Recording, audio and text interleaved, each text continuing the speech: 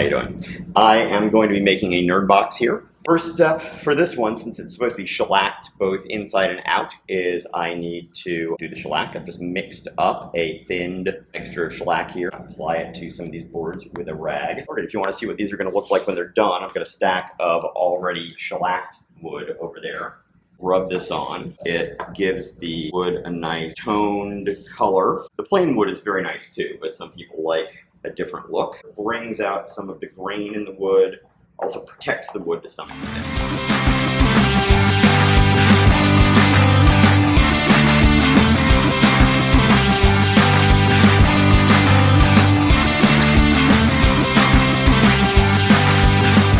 So now that the wood has been shellacked and gotten a little sanding, I'm going to go ahead and start cutting the pieces. Put this in here. You can see I've got a custom-made bed that I put it on that allows for fume evacuation, but doesn't let the pieces drop too far. Do that.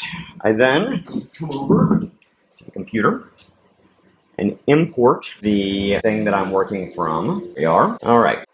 So I'm going to turn this on. Turn on our water chiller down here. Make sure that this is lined up correctly. All right, so you won't be able to hear me in a moment because it's about to get very, very loud. We're going to turn on the fume evacuation fan, which is literally a bouncy house fan.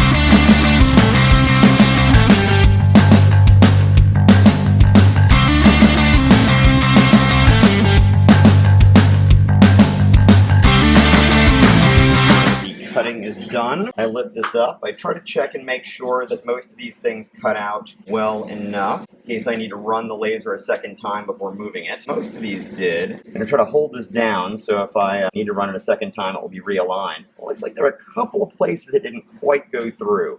So I'm going to run this one more time.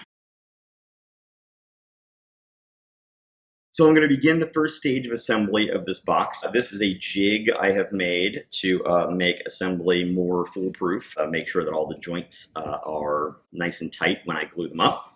First step I do is what we call dry assembly. That's where you just put the pieces together, make sure they all fit, so you don't find that out the hard way if they don't, while the glue is already on.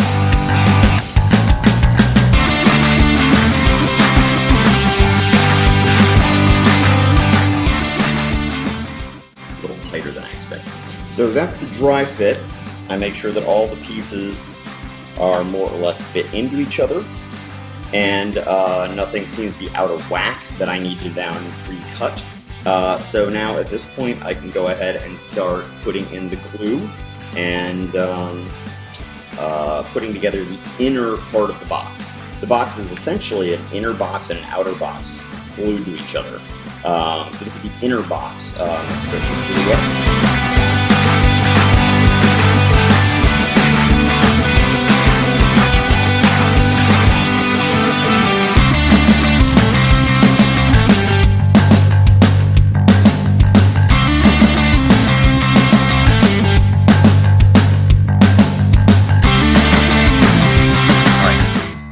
Now that I've got glue applied to all the finger joints that I'm going to be gluing to, now start bringing the whole thing together.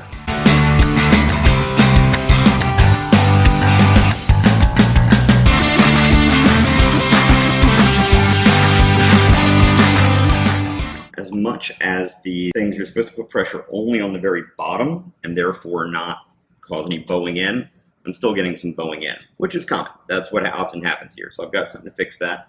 I just need to go grab it. I'll be right back. So I've got some supporting braces in here. I'm going to use those and a spreader clamp to make sure the stuff dries straight.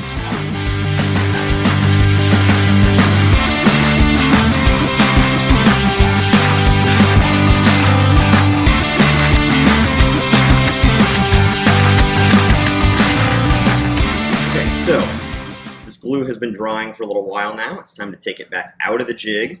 Basically just doing everything in the opposite order that I did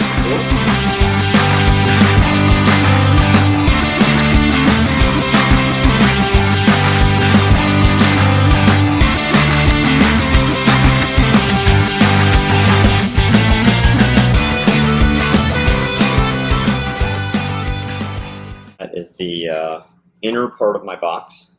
Actually, these two things on the outside are actually part of the outer part of my box. I just put them there so that this thing fits in the jig better. So there we go. There's the inner part of the box.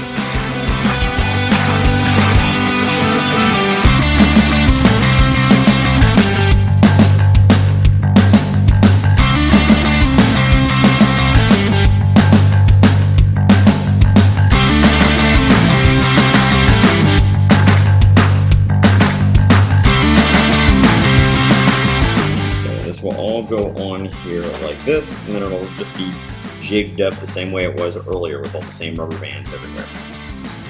So, to make sure I know which piece is going where,